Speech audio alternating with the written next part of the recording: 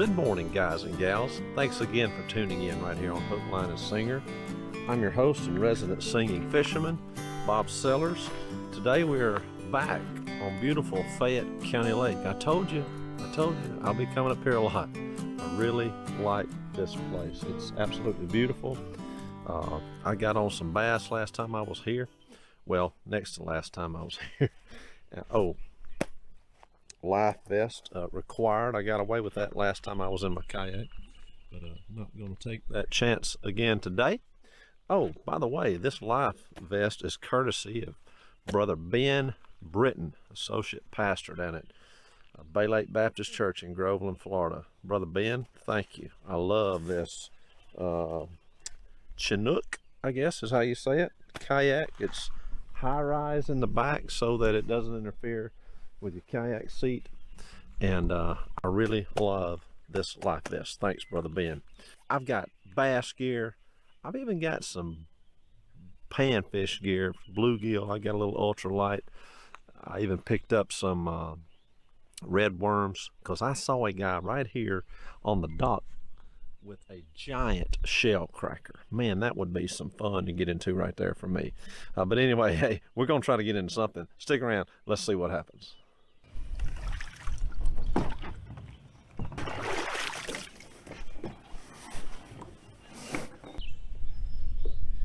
Real similar conditions to when I was here the first time, and I had a lot of luck doing what I'm doing now, so I'm going to try it again. I've got a stick-o-worm on, green pumpkin, and it's weightless. I've got the hook buried in it pretty good so that I can just drag it through these small lily pads and all this vegetation and stuff. And the first time I was here, did that back in this area. The wind was blowing this direction. It's kind of windy. It's a little windy today. It's a little cooler than it is today, but if anything, they ought to be more active with the warmer weather. Hopefully, but we'll see. Kind of just glides along the surface, and then I pull it over that vegetation and then just let it sink.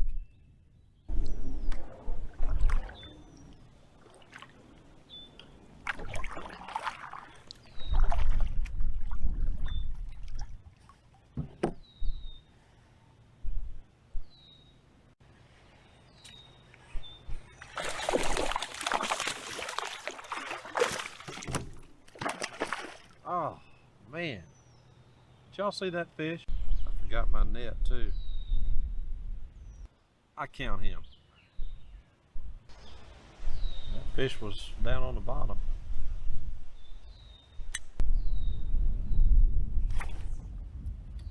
Wow.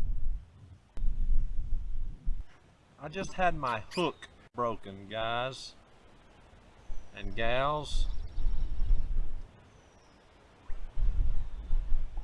See that? Broken hook.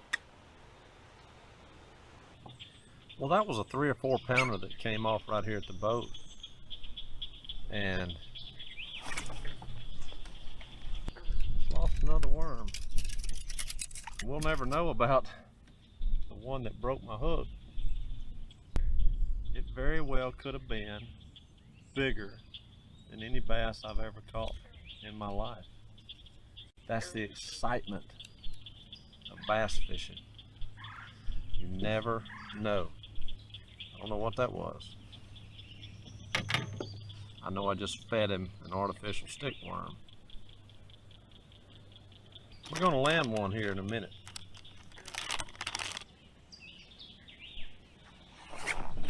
There's one. Hang on, guys and gals. Oh, he's in all this stuff.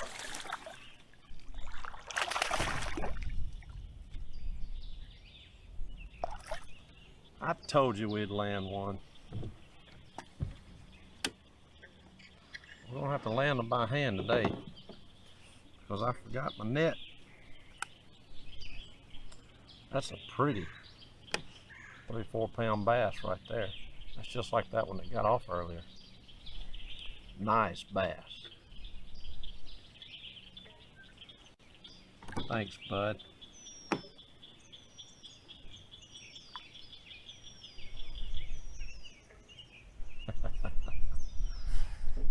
Man, oh man. Nothing like it. I'm sure this lake gets a lot of pressure. These fish get a lot of pressure. But I seriously doubt they do back here. Because probably kayak or a really, really small boat, like a little prowler or something like that. But it'd be hard with that. Probably mostly kayak is about the only thing that can have access back here.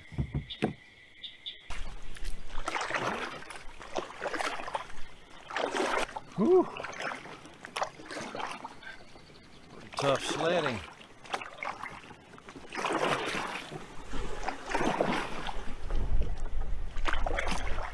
I would never get back to my truck without pedals. Not on my shoulders. I may not get out of here.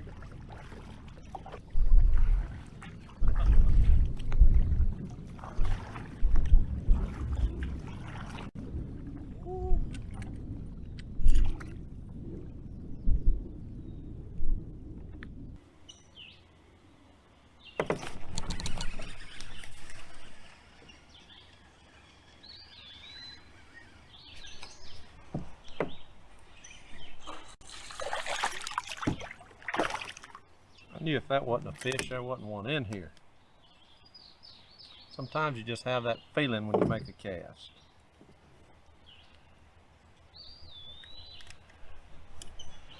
Pretty little bass.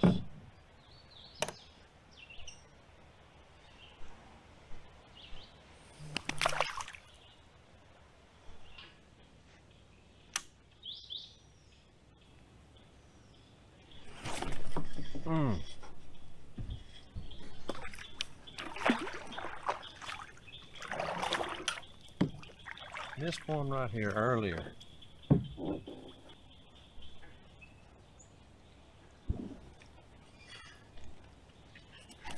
Oh, he's on. He's on there. Oh wow, I can't believe that.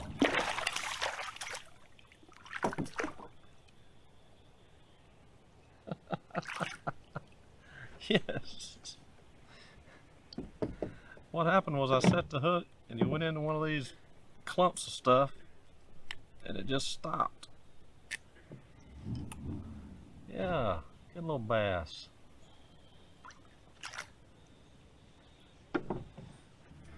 Alright, let's find some big boys, or big girls.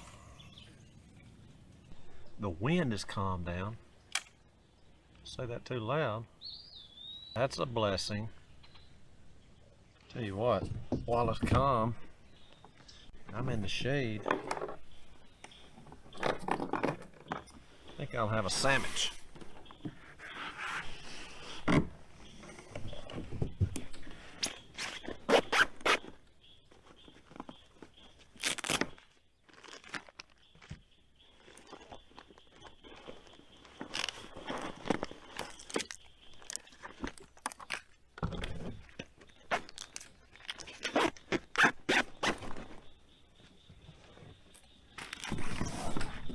Spam sandwich. I love spam.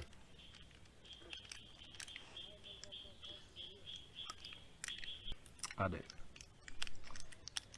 And oddly enough, I'm not real big on it fried. I like it straight out of the can. It's less greasy that way. Or it seems less greasy. Energy. Peach mango. Energy. Need a little energy. Well, not in the shade anymore.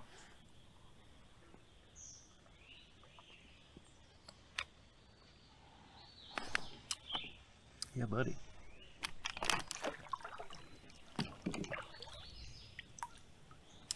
There's some shade.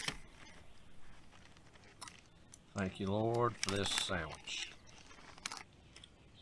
Spam, and my favorite cheese, Havarti.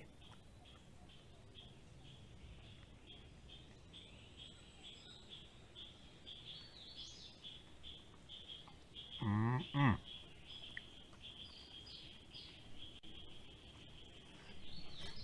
Good stuff. Kansas and I were with the kids driving down McFarland Boulevard in Tuscaloosa, and we saw people just scattering. And Will or Ellie one said, "Why are all those people running?" And I said, "Well, it's a park. I guess they're running. People run out there all the time." They said, "No, they're in street clothes." And I looked and it was like 200 or 300 people just scattering. And sure enough, somebody in that crowd had a beef with somebody, and somebody drove by and just started shooting, and there was a drive-by shooting, and somebody actually was killed there that day. Right as we passed through, crime all over. Even here in my home county, where I grew up in Aliceville, I used to ride a bicycle from one end of town. We lived in the edge of the town limits, and I would ride to the other edge of town to the junior food store to get a slush puppy. And we moved from Aliceville when I was 11, so I mean I've been 8, 9 years old. I was out all day. I would check in every now and then, and that was fine. Mom was home. Of course, we didn't have cell phones, but I'd check in, let her know I was alive. But they didn't worry about me getting on a bicycle and riding to town. And now crime happens down there now. Crimes happen in Gordo. It's a scary place. Well, what does the Bible say about fear? In 1 Samuel chapter 12, it says, "Only fear the Lord and serve him in truth with all your heart, and for consider how great things he hath done for you." Also, Matthew 10 and 28 says, "And fear not them which kill the body, but are not able to kill the soul, but rather fear him which is able to destroy both soul and body in hell." Man, that's some deep stuff right there. But you know, we fear and respect our parents. That's why we obey them when we're coming up. We're taught that there are consequences when we don't. The same is true with God. He, and only He, really demands our fear, and it's not a fear like to be scared at the mere thought of God. It's a fear as in the utmost respect, because just as it said there in 1 Samuel, how great things he hath done for us. Don't fear this world. Hey, a drive-by bullet may get me before I get home. I don't fear those things. Yeah, am I going to put myself in harm's way? Try not to. I've probably done that today, sitting here in the edge of these woods. But I'm looking around for snakes because God gave me a brain, a little bit of a brain. But I don't fear it in the sense that I fear God. I don't want to get bit. I don't like snakes. I don't want to get bit. I don't want the pain. I don't want to risk dying from a snake bite. But that's a different type of scary. God deserves and demands our ultimate fear, because our eternal destination depends on where we stand with Him. So how do you know where you stand? Have you been saved? Have you had an encounter with Jesus Christ? I was fishing with a buddy the other day, and he talked about the encounter he had with Jesus. I love that. Jesus encounters you and changes you forever. I hope and pray that He's made that change in your life. If He has, you don't have a single thing to be afraid of. I had my hook broke earlier. Got a heavier hook on. Maybe he's still out there with a piece of a hook stuck in his jaw.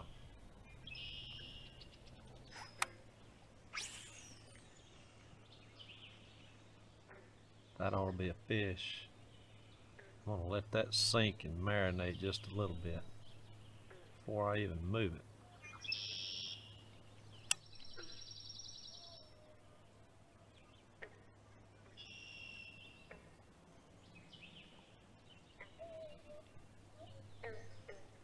Fish, y'all.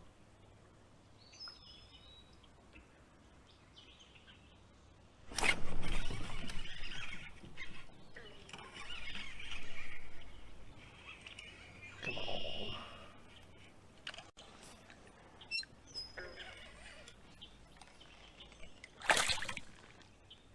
Good fish. Come on, buddy. You and all the stuff.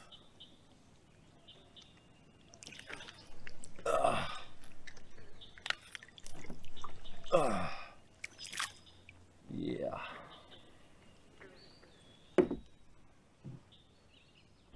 That's why I'm using straight 50-pound braid in here. Because you don't only have to drag in the fish, you got to drag in all this stuff. Good bass.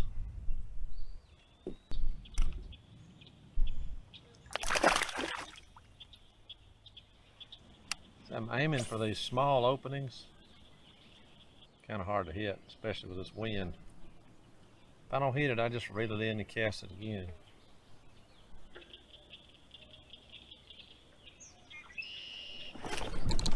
I believe that was a good fish. Always when they get off, right? I can never set a hook from my right side because I have a really bad right shoulder.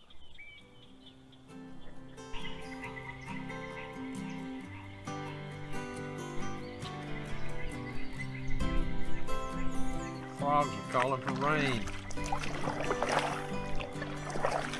Boo. Boo frog.